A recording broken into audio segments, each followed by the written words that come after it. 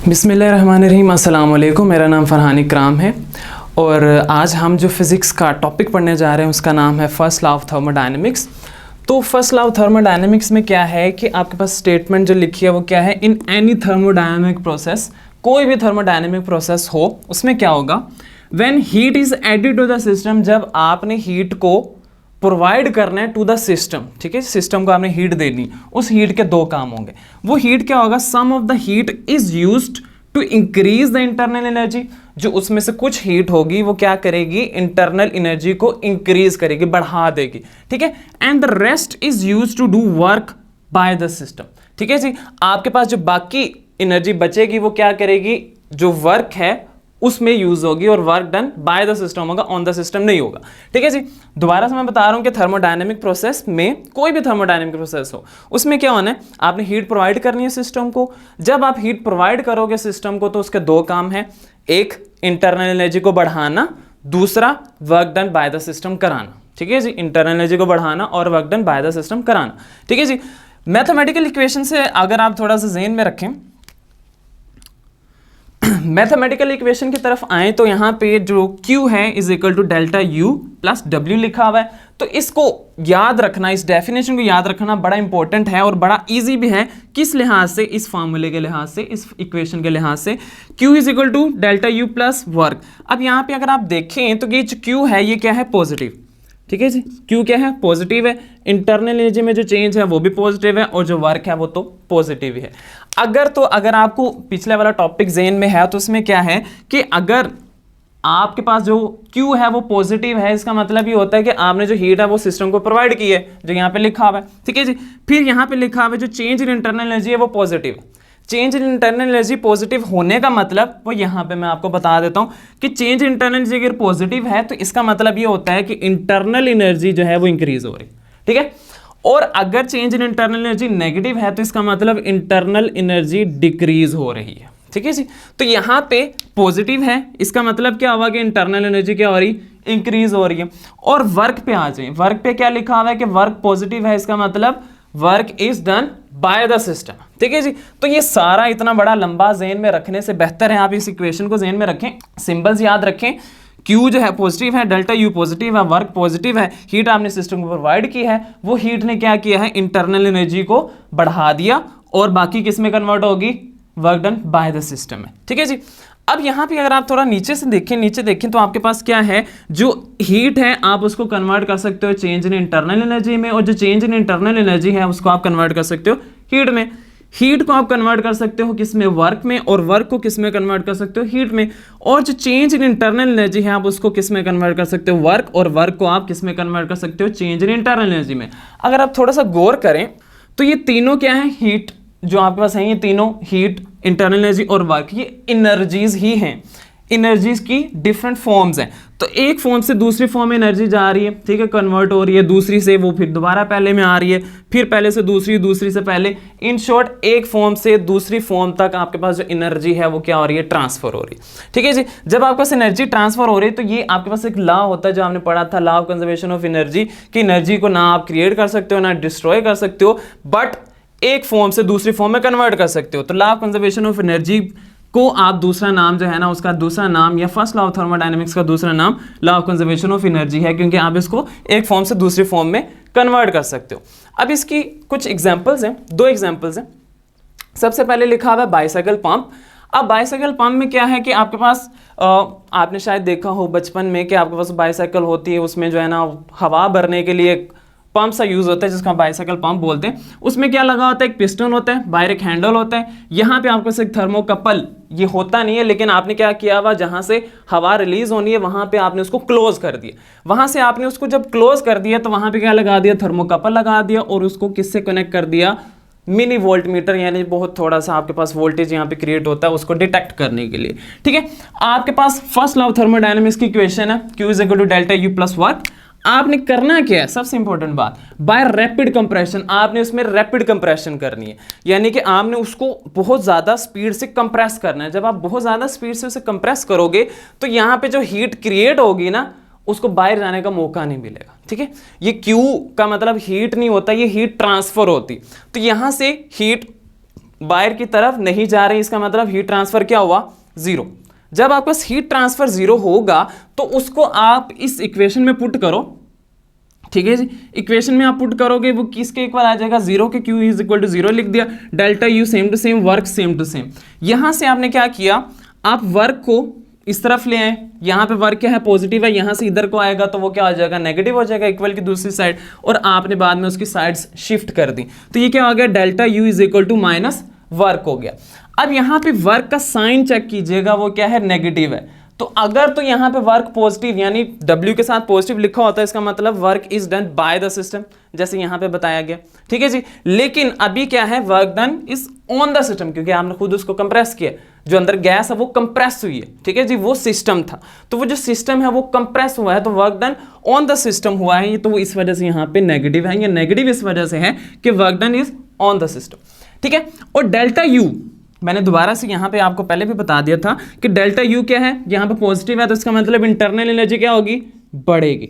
अगर तो internal energy बढ़ रही है तो आपको दूसरा फैक्टर उसका पता ही है, इंटरनल एनर्जी का जो मेन फैक्टर है वो टेम्परेचर है, टेम्परेचर बढ़ेगा इंटरनल एनर्जी बढ़ेगी, इंटरनल एनर्जी बढ़ेगी टेम्परेचर बढ़ेगा। तो इन शॉर्ट इंटरनल एनर्जी बढ़ी है, इसकी वजह से टेम्परेचर क्या होगा, इंक्रीज होगा, ठीक है जी। तो यहाँ पे आप जब इसको बहुत ज़्यादा ज़ोर से कंप्रेस करोगे, इतने ज़्यादा ज़ोर से, इतने थोड़े टाइम में कि हीट को बाहर जाने का मौका ना मिले, तो थर्मोकपल टेम्परेचर को यहाँ पे सेंस करेगा, जिसको आप डिटेक्ट कर सकते हैं, ठीक है। तो इन शॉर्ट टेम्परेचर यहाँ पे क्या होगा, इंक्रीज होगा। ये आपके पास bicycle pump, first example of first law of thermodynamics. Second क्या है, ह्यूमन मेटाबॉलिज्म, ठीक है। इसमें क्या है, अगेन मैं आपके पास फर्स्ट इक्वेशन ऑफ अगेन आपके पास फर्स्ट लॉ ऑफ थर्मोडायनेमिक्स है, ठीक है। Q is equal to delta U plus work. आपने यहाँ से इसे क्या कर लिया, जो डेल्टा यू है वो इस तरफ आ गया, ठीक है। यहाँ इस तरह कह लें कि जो वर्क है आपने उसको इस तरफ ले आए, तो वो Q माइनस डब्ल्यू हो गया, इज इक्वल टू किसके हो गया, डेल्टा यू। फिर आपने उसकी साइड्स को शिफ्ट कर दिया। अब जरा गौर से देखिएगा कि ये क्या है, ये वो एनर्जी है जो आप यूटिलाइज करते हो ड्यूरिंग द डे। जैसे आप चल रहे हो, भाग रहे हो, काम कर रहे हो, तो आपकी ये एनर्जी क्या होती है, आहिस्ता आहिस्ता ये एनर्जी कम होती जा रही, ठीक है जी, आपकी एनर्जी कम होती जा रही। जब एनर्जी कम होगी तो ये सारा का सारा जो फैक्टर है वो आहिस्ता आहिस्ता कम होता जाएगा। इस सारे का सारे फैक्टर के कम होने का मतलब ये है कि जो internal energy of your body है वो कम हो रही। इंटरनल एनर्जी कम होने का मतलब क्या है, टेम्परेचर कम होना, यानी बॉडी का जो टेम्परेचर है वो कम होना। तो बॉडी का जो टेम्परेचर है वो कम नहीं होना चाहिए, ठीक है जी, उसको आपने मेंटेन रखना है। इसके लिए ये एरो तो यहाँ पे आना ही नहीं चाहिए, आपने इसको क्या रखना है, आपने जो इंटरनल एनर्जी है उसको सेम रखना है, ठीक है। इंटरनल एनर्जी को क्या रखना है, सेम रखना है। अगर आपने इंटरनल एनर्जी को सेम रखना है और आपको पता है वर्क तो आपने करना ही करना है, ये चीज कम होगी, तो आपको क्या करना पड़ेगा, आपको ये फैक्टर बढ़ाना पड़ेगा। और ये फैक्टर क्या है, हीट आपको मिलनी चाहिए, ठीक है जी, आपको हीट मिलनी चाहिए। वो हीट आपको फिर कहां से मिलेगी, by the food that you eat. जो आप फूड वगैरह खाते हो, जो खाना वगैरह खाते हो, उससे क्या मिलेगा, आपको ये हीट मिलेगी, ठीक है जी। इससे आपके पास जो internal energy of the system है वो मेंटेन रहेगा, temperature of the system maintain रहेगा, ठीक है जी। दो एग्जांपल्स आपके पास क्लियर होगी। अब आपके पास क्या है, एप्लीकेशंस हैं of first law of thermodynamics. उनमें से पहली जो एप्लीकेशन है वो आइसोथर्मल प्रोसेस है।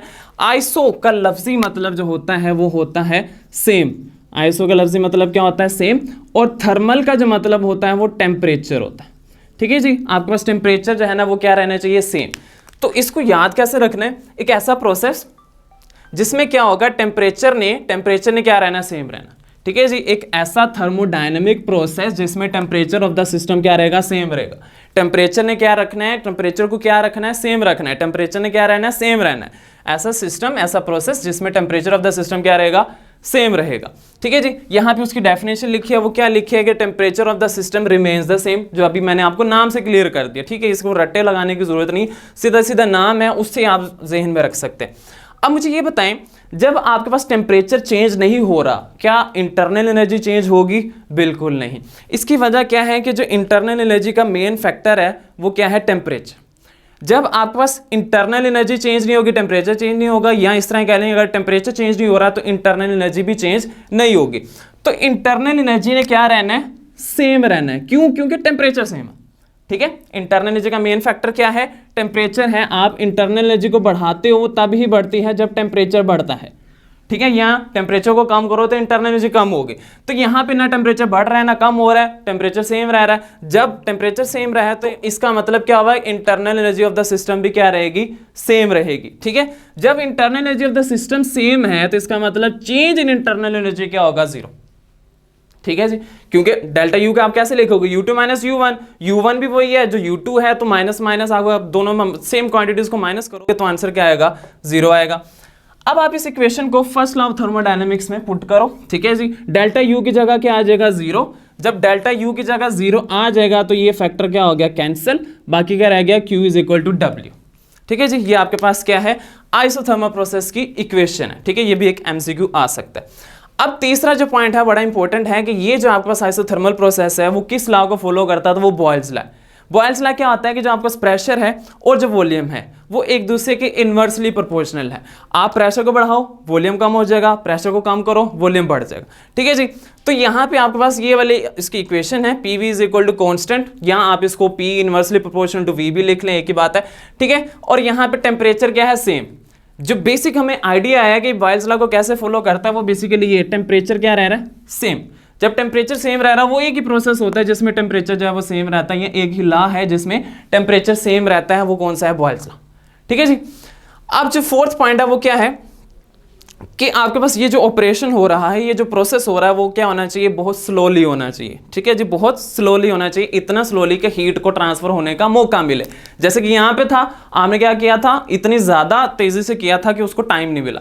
यहाँ पे क्या होना चाहिए, स्लोली होना चाहिए ताकि हीट को आप क्या कर सको, ट्रांसफर कर सको। जैसे यहाँ पे देखें Q is equal to W लिखा है ना, इसका मतलब Q का फैक्टर है, यहाँ पे Q का फैक्टर नहीं था। ठीक है जी, वो खत्म हो गया था। तो यहाँ पे जो Q का फैक्टर है वो है, इसका मतलब हीट जो है ना उसने क्या होना है, रिलीज या गिवन टू द सिस्टम होना। ठीक है जी, ये क्या होना है, परफॉर्म स्लोली, आपके पास जो है ना इसको स्लोली परफॉर्म करना पड़ेगा। अब यहाँ पे आपके पास ग्राफ है, ठीक है जी, PV ग्राफ इसे आप बोलते हैं। प्रेशर आपके पास अलोंग y एक्सिस है, वॉल्यूम अलोंग x एक्सिस है। यहाँ पे आप फर्स्ट पॉइंट पे खड़े थे, फर्स्ट से आप सेकंड चले गए हो, तो क्या हुआ है, असल में हुआ ये है कि आपके पास जो प्रेशर है, प्रेशर कम हुआ है।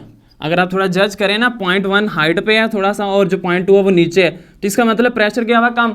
जब प्रेशर कम हुआ तो आपको पता है कि वॉल्यूम ने क्या होना है, इंक्रीज होना। ठीक है जी, तो ये आपके पास ग्राफ बनता है। इस ग्राफ का जो नाम है, यानी ये जो कर्व आ रही है, इसका नाम क्या होता है, आइसोथर्म बोलते हैं इसको। आइसोथर्म यानी जो ग्राफ किसका होता है, आइसोथर्मल प्रोसेस का, उसे हम आइसोथर्म बोलते हैं। वो जो कर्व आती है उसको आइसोथर्म बोलते हैं। ठीक है जी, अब आपको जो आइसोथर्मल प्रोसेस है उसके दो पार्ट्स हैं, आइसोथर्मल एक्सपेंशन भी होती है, आइसोथर्मल कंप्रेशन भी होती है। ठीक है जी, आगे जाके हमने एक लॉ पढ़ना है, कार्नोट्स लॉ। ठीक है, कार्नोट्स थ्योरम, तो उसमें आपके पास ये दोनों चीजें यूज होनी है, तो इसको हम यहाँ पे बता रहे हैं। ठीक है, आपके पास इक्वेशन जो हमने यहाँ पे लिखी है, Q is equal to W, उसको मैं सेम टू सेम यहाँ पे लिख रहा हूँ। अब यहाँ पे जो आपको मेन इंपॉर्टेंट बात पता होनी चाहिए, साइंस याद होना चाहिए। वर्क पॉजिटिव कब होता है, वर्क नेगेटिव कब होता है, Q पॉजिटिव कब, Q नेगेटिव कब होता है। तो वर्क यहाँ पे क्या लिखा हुआ है, पॉजिटिव, इसका मतलब जो है ना work is done by the system हुआ है। यहाँ पे जो वर्क हुआ है वो बाय द सिस्टम हुआ है, आपने वर्क नहीं किया। ठीक है, और जो हीट है वो क्या है, पॉजिटिव है, इसका मतलब जो हीट है वो आपने सिस्टम को प्रोवाइड की है। ठीक है जी, ये बात ज़हन में रखिए, ये आइसोथर्मल एक्सपेंशन की इक्वेशन है। अब यहाँ पे एक्सपेंशन लिखा हुआ है, एक्सपेंशन का मतलब क्या होता है, चीज़ का एक्सपेंड करना। जब चीज़ एक्सपेंड करेगी इसका मतलब ये होगा कि वॉल्यूम ने क्या होना है, इंक्रीज, वॉल्यूम ने क्या होना है, इंक्रीज होना है। जब वॉल्यूम इंक्रीज होगा तो वहाँ पे जो प्रेशर है वो क्या होगा, कम होगा। ठीक है जी, वॉल्यूम इंक्रीज हो रहा है, इसका मतलब वहाँ पे प्रेशर क्या होगा, कम होगा, according to the Boyle's law. और यहाँ पे टेम्परेचर और इंटरनल एनर्जी वो कहाँ से जज होगा, आपको आइसोथर्मल प्रोसेस। ठीक है जी, आइसोथर्मल का आपको मैंने पहले ही बता दिया, आइसो का मतलब सेम, थर्मल का मतलब टेम्परेचर। ठीक है जी, तो यहाँ पे जो टेम्परेचर है उसने क्या रहना है, सेम रहना है। ठीक है जी, और इससे पहले मैंने आपको पहले बता दिया कि इंटरनल एनर्जी जो है ना उसका जो मेन फैक्टर है वो क्या है, टेम्परेचर है। जब टेम्परेचर सेम है तो इंटरनल एनर्जी भी क्या होगी, सेम होगी।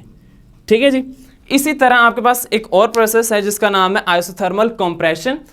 इसको अगर आप थोड़ा सा देखें तो Q is equal to W, ये वाली इक्वेशन मैंने यहाँ पे सेम टू सेम यूज की है, लेकिन मैंने दोनों के साथ नेगेटिव साइंस यूज कर दिए। ठीक है जी, क्योंकि कंप्रेशन है, इसका मतलब क्या हुआ कि अब आपने जो वर्क करना है ऑन द सिस्टम करना है। तो जब आप work done on the system करोगे तो वो क्या होगा, नेगेटिव।